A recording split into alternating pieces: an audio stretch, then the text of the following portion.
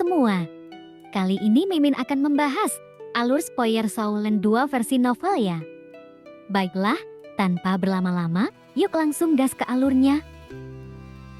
Saat ini, cahaya biru menyala dan Titan kembali berubah menjadi bentuk es berulang kali. Liu Tian pun bertanya apa yang terjadi. Lalu Yu Hao tertawa terbahak-bahak saat Titan akhirnya keluar dari bentuknya. Yu Hao berbisik, dia bilang cabul, diikuti tawa keras Liu Tian yang membuat Putri Salju ketakutan. Lalu, ia cepat-cepat merangkak ke pelukan. Wu Hao. Titan yang marah keluar lagi dan berteriak, "Ini tidak adil, kenapa dia menciummu? Tapi kamu hanya menggosok wajahmu. Lalu kenapa kau membakukanku? Apa salahku? Apakah aku jelek?" Kemudian Putri Salju merangkak keluar dan menunjuk Titan sambil berteriak, "Apa yang dia katakan?" Titan pun bertanya pada Yu Hao untuk menerjemahkan. Yu Hao ragu, lalu menjawab, dia bilang, "Itu bukan salahmu kalau jelek, tapi salahmu kalau menakuti orang lain." Wajah Titan menegang, sementara Liu Tian tertawa terbahak-bahak hingga harus menahan perutnya. Titan menatap Liu Tian berkata dengan kesal, "Aku tidak tahan lagi, kita perlu mencari cara, aku juga harus menciptakan roh seperti ini." Liu Tian membalas dengan tajam, "Kau pikir semudah itu? Roh ini terbentuk dari binatang jiwa. Di mana kau bisa menemukan binatang secantik Putri Salju? Kalau kau menemukan harimau atau singa, rohmu akan seperti mereka." Yu Hao pun mencoba menenangkan mereka. "Kita bisa mulai menguji ini dengan murid junior dan melihat apakah memungkinkan menambahkan roh." Titan menggerutu, "Seandainya aku tahu ini sebelumnya, aku tak akan menghabiskan uang untuk cincin jiwa kelima." Lalu Liu Tian memelototinya, mengeluarkan aura kuat. "Jangan bicara soal itu mudah, roh ini ajaib, tak bisa dibuat begitu saja. Yu Hao, ayo pergi, kita uji seberapa efektif roh kecilmu di medan perang." Yu Hao mengangguk, "Baik, ini akan menarik." Titan menatap Yu Hao dengan licik, "Kau harus menahan pukulan untuknya." Yu Hao pun merasa merinding dan berteriak, "WMNTI, apa kau serius?" Titan menjawab, "Di medan perang, tak ada belas kasihan, dan untuk menjadi yang terbaik, kau harus menghadapi semua kesulitan." Kini, cahaya biru tua melintas dan Titan kembali menjadi patung es. Putri Salju tampak senang, melayang di atas kepala Yu Hao sambil mengacak-acak rambutnya dan menyeringai ke arah Titan yang membeku. Yu Hao menahan tawa, tetapi segera melangkah mundur saat es yang pecah menghantam tanah. Titan berteriak marah, "Dasar celaka, hati-hatilah." Puncak Houtian, tempat mereka berada, terasa dingin begitu seseorang keluar dari kastil. Meski demikian, kastil Houtian terbuat dari bahan khusus yang menahan dingin dan lembab, namun bagi Yu Hao yang terbiasa bertarung dalam kondisi ekstrem, itu bukan masalah. Kini Putri Salju juga tampak tak terganggu, lalu cahaya emas dari tubuh kecilnya bersinar lembut, menarik perhatian semua orang. Liu Tian berkata, "Yu Hao, serang aku, lakukan yang terbaik, dan aku akan membalas seranganmu." Titan yang masih marah setelah beberapa kali dibekukan oleh Putri Salju, menyelah, "Tidak, kakak, biarkan aku yang melakukannya." Liu Tian menatapnya tajam, "Boleh, tapi ada syarat, yaitu kamu tidak boleh menggunakan jiwa bela dirimu, dan hanya gunakan kekuatanmu sendiri." "Baik," Titan pun setuju tanpa ragu. Dengan kultivasinya yang tinggi, bahkan tanpa jiwa bela dirinya, ia tetap lawan yang tangguh. Liu Tian kemudian beralih ke Yu Hao, "Aku mendengar Wang Dong mengatakan kamu seorang master jiwa, maka serang Titan dengan segenap kemampuanmu. Jangan khawatir tentang menyakitinya, aku akan memastikan dia tidak melukai kamu."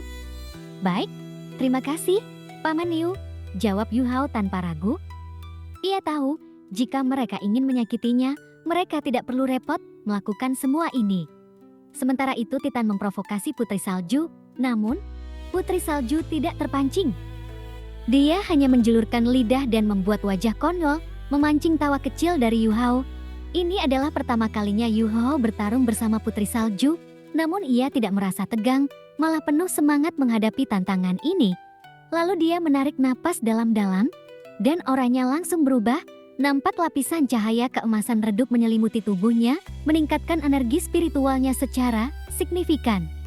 Liu Tian memperhatikan kombinasi kekuatan spiritual dan jiwa Yu Hao yang dikenal dengan tekad bertarung tanpa keraguan. Tekad bertarung Yu Hao melampaui kebanyakan orang. Meski menghadapi Titan, Yu Hao tidak menunjukkan rasa takut. Sebaliknya, semangat bertarungnya justru semakin kuat, layak mendapat pujian. Titan memberi syarat padanya untuk mulai bertarung, dengan mata kuning gelapnya penuh niat bertarung. Nampak. Tekanan spiritual dari Titan terasa menekan Yu Hao, tetapi ia segera melepaskan cahaya keemasan bersama mata rohnya. Di hadapan Niu Tian dan Titan, Yu Hao tidak menyembunyikan apapun. 1 cincin jiwa putih dan 3 cincin jiwa hitam muncul di tubuhnya. Namun, perhatian kedua ketua lebih tertuju pada cincin putihnya. Dengan kemampuan mereka tahu itu bukan cincin jiwa 10 tahun biasa, tetapi tidak bisa menentukan levelnya. Roh permaisuri salju yang memancarkan cahaya emas sudah cukup mengejutkan mereka. Tetapi penambahan cincin jiwa putih aneh itu membuat mereka semakin kagum. Titan, yang semula santai, menunjukkan sedikit keterkejutan. Yu Hao pun memanfaatkan momen ini, menyerang seperti sambaran petir.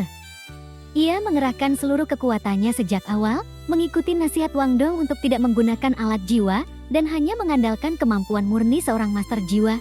Seperti harimau, ia melompat maju. Tubuhnya memancarkan cahaya emas yang semakin terang. Tangan kanannya ditarik dengan kekuatan besar, bersinar seperti matahari, mengatasi tekanan spiritual Titan dan meledak seperti meteor emas. Langkah yang bagus, seru Titan. Tinju Yu Hao terlihat sederhana dan langsung, tetapi syarat dengan pemahaman kekuatan spiritual dan dominasi. Ini pertama kalinya Yu Hao menyerang dengan kekuatan penuh setelah mengalami metamorfosis tubuhnya. Tinju emasnya menghantam keras, ditargetkan pada dada Titan, tetapi tangan kanan Titan sudah siap di sana untuk menahan serangan. Cahaya emas yang melonjak dari pukulan itu menciptakan ledakan yang berubah menjadi lingkaran cahaya, menyebar liar di sekelilingnya. Udara di sekitar mulai terdistorsi, tetapi lingkaran emas itu berhenti sebelum menyentuh tubuh Titan. Semua kekuatan serangan Yu Hao menghilang sebelum mencapai Titan, dan itu rasanya seperti menabrak gunung tak tergoyahkan. Titan menyeringai, tinju yang bagus dan menarik, mari coba lagi, katanya sambil menggerakkan lengan kanannya, melempar Yu Hao ke belakang. Meski terlempar, Yu Hao tidak terluka. Lalu saat mendarat, cahaya keemasan di tubuh Yu Hao mulai melemah, tetapi sinar di matanya justru semakin kuat. Mata ketiganya perlahan terbuka, mengeluarkan garis cahaya keemasan yang langsung menghantam Titan. Titan sedikit bergeser, tatapannya terkejut karena ada sebuah tengkorak emas melayang di atas kepalanya, yaitu tatapan jiwa takdir milik Yu Hao. Yu Hao jarang menggunakan kemampuan ini, bahkan saat berlatih di Akademi Teknik Kekaisaran di bawah bimbingan penatua Amon. Namun, kali ini ia menggunakannya tanpa ragu. Niu Tian terkejut melihatnya dan bertukar pandang dengan Titan, menyadari kekuatan di balik cahaya itu. Setelah tatapan jiwa takdir, seberkas cahaya putih keluar dari mata Yu Hao, melepaskan keterampilan pelemahan massal yang telah ia modifikasi menjadi serangan tunggal.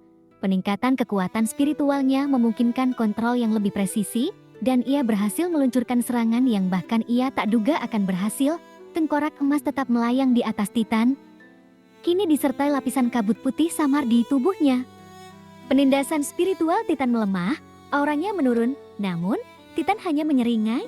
Yu Hao mengubah jiwa bela dirinya, memunculkan 1 cincin jiwa merah, disertai lonjakan aura yang mengubah atmosfer di puncak gunung. Suhu angin dingin turun drastis, menggigit lebih tajam. Lalu Titan menutup mata dan berteriak, "Enyahlah!" Lalu, tanpa gerakan apapun, cahaya putih di sekeliling tubuhnya hancur berantakan. Perbedaan kemampuan mereka terlihat jelas, dan meski Titan belum melepaskan jiwa bela dirinya, kekuatan jiwa dan spiritualnya berada di luar jangkauan keterampilan Yu Hao. Pelemahan massal Yu Hao kuat. Tapi serangan Yu Hao tidak memiliki banyak efek karena perbedaan besar dalam kultivasi mereka. Namun, tatapan jiwa takdir menunjukkan kekuatannya dengan tengkorak emas yang terus melayang di atas Titan. Yu Hao kembali melesat ke arah Titan. Matanya bersinar hijau biru, dan kristal es berlian membalut tubuhnya, membentuk armor permaisuri es. Sementara cakar es tajam muncul di tangannya. Kini, dingin ekstrem menyebar dari tubuh Yu Hao, dan karena serangan biasa tidak efektif, ia mengubah gaya bertarungnya. Ia menggunakan langkah bayangan hantu, dan sosoknya berubah menjadi ilusi. Titan dan Niu Tian tersenyum saat melihat teknik itu, seolah mengenali sesuatu yang familiar. Lalu Yu Hao bergerak cepat ke sisi Titan, melompat, dan menghantam bahunya dengan tangan kanan. Titan hanya terkekeh, membiarkannya menyerang. Ia kemudian menggerakkan lengan kirinya, berniat memukul balik Yu Hao. Dari tampaknya, tabrakan ini akan menyakiti keduanya. Tetapi Yu Hao tahu hanya dia yang akan menderita jika terkena serangan itu. Namun, saat mendekat, cahaya hijau biru pada tubuh Yu Hao bersinar lebih terang, dan dingin ekstrem menyebar. Domain es permaisuri dilepaskan, dan meski kultivasi Titan tinggi, ia tetap menggigil di dalam domain tersebut. Di tangan kanan Yu Hao muncul cakar teror gelap. Pisau tajam yang bersinar keemasan gelap, tampak seolah ingin membelah langit dan bumi. Cakar itu tumbuh hingga lebih dari 10 meter, mengarah langsung ke Titan. Ia kaget, Titan pun buru-buru mengangkat lengan kirinya untuk menahan serangan tersebut. Kemudian, Yu Hao berteriak dalam hati, memastikan satu tujuan, memaksa Titan menggunakan jiwa bela dirinya. Namun, meski dalam situasi terdesak ini, Titan tetap menolak melepaskan jiwa bela dirinya. Titan berdiri kokoh setelah menerima serangan cakar teror Yu Hao. Meski puncak gunung bergetar akibat ledakan keras, Titan hanya memiliki beberapa robekan di bajunya. "Kamu harus ganti bajuku," katanya sambil tertawa. Dan ketika melihat Titan baik-baik saja, Yu Hao segera melancarkan serangan lain. Kini, cahaya hijau biru menyelimuti tubuh Yu Hao dan sinar biru dingin yang memanfaatkan domain es permaisuri melesat menghantam Titan. Sinar itu menyerap kelembapan udara, tetapi hanya membuat Titan sedikit terhuyung tanpa kerusakan berarti. Titan tetap berdiri di tempatnya, tak terpengaruh. Lalu, Yu Hao mulai merasa frustrasi karena semua serangan terbaiknya gagal melukai Titan. Ia tidak menggunakan spirit shock karena tahu selisih besar dalam kekuatan spiritual mereka hanya akan membuat dirinya kerepotan. Tanpa alat jiwa, Yu Hao menyadari bahwa kemampuan dan kultivasinya masih jauh dari cukup melawan orang sekuat Titan. Kemudian Titan tertawa kecil. "Hanya itu yang kau punya?" katanya, menyapu es dari tubuhnya dan memeriksa lengan bajunya yang robek. Meski serangan Yu Hao tidak mengesankan, Titan mengakui bahwa tinju pertama Yu Hao yang menggabungkan kekuatan spiritual, aura, dan jiwa meninggalkan kesan mendalam. Ia yakin bahwa Wang Dong tak akan bisa mengalahkan Yu Hao. Kini, Yu Hao tertawa getir, "Aku masih terlalu lemah dibandingkan dengan Anda." Lalu saat itu, suara Putri Salju terdengar. Ia melayang di depan Yu Hao, menunjuk dirinya sendiri dengan ekspresi marah. Yu Hao tertawa, "Apakah kamu mau mencoba?" Putri Salju membuat gerakan kecil yang membuat Titan sedikit ngeri. Ia menundukkan kepala, mengarahkan dua jari telunjuknya ke depan dengan marah. Yu Hao buru-buru menenangkannya, "Jangan khawatir, kita memang terlalu lemah dibandingkan Paman Ta. Wajar kalau kita kalah," katanya, mencoba menghibur. Titan pun penasaran dan bertanya, apa yang dia katakan? Lalu Yu Hao pun menerjemahkan, dan Titan tertawa. "Baiklah, ayo coba lagi. Aku terlalu sibuk menilai kemampuanmu dan lupa untuk melampiaskan amarahku." Yu Hao tersenyum dan melirik Putri Salju, "Kalau begitu, aku akan mengandalkanmu." Putri Salju mengangkat dadanya dengan percaya diri, dan jubah putihnya sedikit bergetar, dan matanya yang biru bersinar penuh keseriusan. Namun, dengan tubuh mungilnya dan gerakan mengarahkan jari kecil ke langit, dia terlihat terlalu imut. Bahkan Titan tak bisa menahan rasa kagum dan semakin menyukainya. Dengan seruan lembut dari Putri Salju, domain es abadi aktif, lalu cahaya biru hijau menyelimuti Yu Hao, sementara cincin jiwa emas pada tubuhnya bersinar terang. Saat ini, suhu turun drastis hingga mencapai -20 derajat Celcius, mengubah puncak gunung menjadi dunia es dan salju. Salju tebal berterbangan di tengah angin kencang, membuat mereka kehilangan pandangan satu sama lain. Bahkan Titan dan Niu Tian harus mengedarkan kekuatan jiwa untuk melawan dinginnya. Titan terkejut karena badai salju yang ganas ini membuatnya kehilangan kemampuan mendeteksi posisi Yu Hao. Pada levelnya, dia biasanya dapat merasakan keberadaan lawan tanpa melihat, tetapi badai ini seolah-olah menyegel inderanya. Yu Hao pun menyadari kekuatan terbesar Putri Salju, kemampuannya melengkapi dan meningkatkan serangan Yu Hao. Putri Salju tidak hanya memberikan keterampilan jiwa, tetapi juga memungkinkan Yu Hao memanfaatkan potensinya secara maksimal. Domain es abadi, yang biasanya hanya mencakup area kecil, kini meluas hingga puluhan meter dengan suhu yang jauh lebih rendah. Yang lebih mengejutkan, penipisan kekuatan jiwa Yu Hao jauh lebih sedikit daripada yang ia perkirakan. Salju, angin, dan udara di sekitar gunung kini menjadi bagian dari kekuatannya. terus-menerus diubah menjadi badai dingin dan kepingan salju tajam di bawah pengaruh domain es mereka. Saat ini, Yu Hao merasa seolah-olah ia benar-benar menguasai es dan salju. Ini adalah salah satu dari 4 keterampilan jiwa yang diberikan Putri Salju kepadanya, yaitu tarian salju as pamungkas, gabungan antara tarian as dan salju serta domain es abadi. Kombinasi ini menciptakan domain baru yang sangat kuat. Domain ini tidak hanya membatasi lawan tetapi juga memperkuat keterampilan jiwa Yu Hao, menyembunyikan posisinya, dan melestarikan kekuatan jiwa. Bahkan Titan tidak mampu mendeteksi keberadaannya. Yu Hao pun memperkirakan bahwa domain ini bisa bertahan sekitar 10 menit dan mencakup wilayah dengan diameter lebih dari 500 meter, sebuah keterampilan jiwa tipe domain sejati. Dengan kekuatan ini, Yu Hao kini melangkah lebih percaya diri, memanfaatkan sepenuhnya sinergi antara dirinya dan Putri Salju.